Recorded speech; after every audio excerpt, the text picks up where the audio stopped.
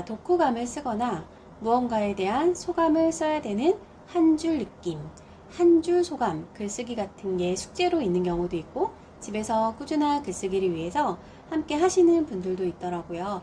근데 처음에 조금 아이들이 자기 생각을 쓰는 것 같다가 시간이 흐르면 항상 천편일률적으로 재밌었다, 참 재밌었다, 진짜 재밌었다, 이렇게 재밌었다에서 벗어나지 못하는 경우가 많이 있어요.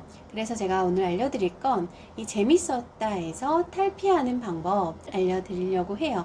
자, 우리가 보통 이제 생각과 느낌을 쓸 때 온점을 찍잖아요. 평서문으로 쓰는데요.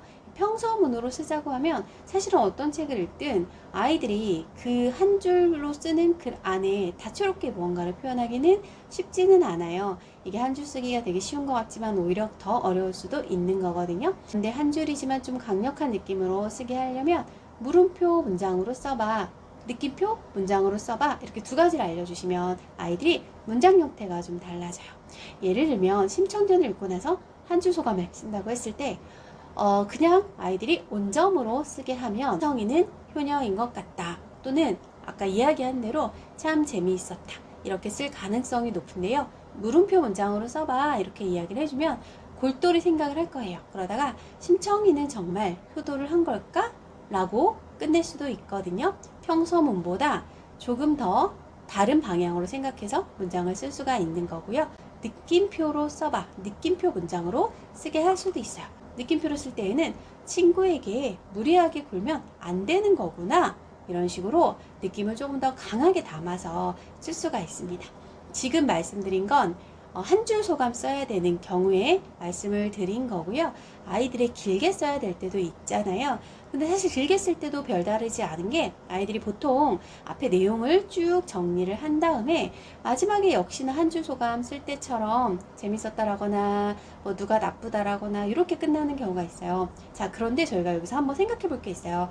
생각과 느낌을 써봐, 느낀 점을 써봐 라고 저희 어른들이 사실 아이들에게 생각보다 아무렇지 않게 이야기를 하는데요. 생각과 느낌은 우리가 손에 잡을 수 없는 비눗방울 같은 거예요. 그건 우리 마음에 일어나는, 그리고 머릿속에 일어나는 어떤 애매모호한 잡을 수 없는 덩어리 같은 거거든요. 그 덩어리 같은 걸 저희가 아이들에게 쓰라고 하니까, 말도 아니고 바로 쓰라고 하니까 어려울 수밖에 없는 거예요. 그러면 이게 뭉뚱그려져 있는 걸 어떤 형태인지 저희가 알게 하는 방법이 있어요. 생각과 느낌을 써봐가 아니라 책 내용과 관련된 경험을 말해보라고 하는 거예요. 책과 관련된 경험을 이야기를 하다 보면은 자연스럽게 사고가 작동을 하게 되어 있어요. 그게 아이들의 생각을 오밀조밀 만들어서 말로 아웃풋을 하게 하는 방법이거든요. 말로 아웃풋을 해야 그 다음에 글도 좀 수월하게 쓸 수가 있는 거예요. 자, 그래서 예를 들어서 우리 많은 분들이 알고 계시는 만복인의 떡집으로 해볼게요.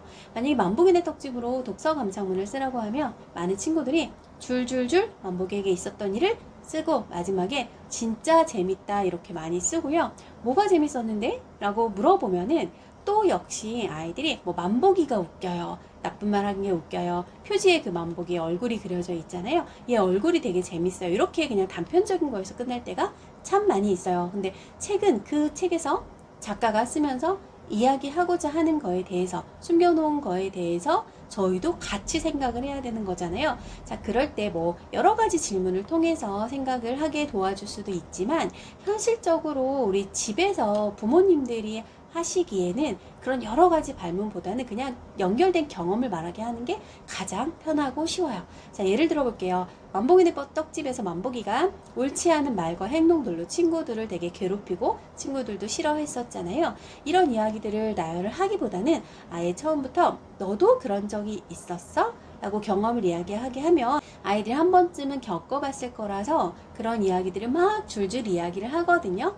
예를 들어서 뭐 친구가 본인에게 좀 무리하게 했던 경우, 내가 실수로 친구에게 했던 경우, 이런 것들을 계속 이야기하다 보면은 상호작용이 일어나는 거예요. 자, 그리고 글을 쓸 때도 마찬가지로 내용을 쓰고 나서 이거를 쓴다기보다는 그냥 이것부터 바로 들어가도 상관이 없어요.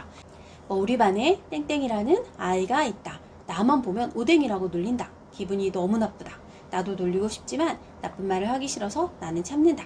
나쁜 말은 고치는 것이 좋다.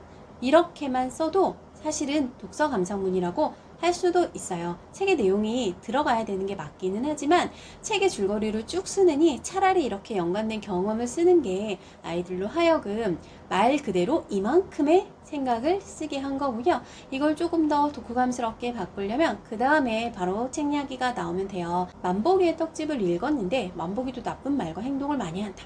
다행히 떡집을 만나서 고쳤다. 서로를 기분 나쁘게 하는 말과 행동은 이제 그만.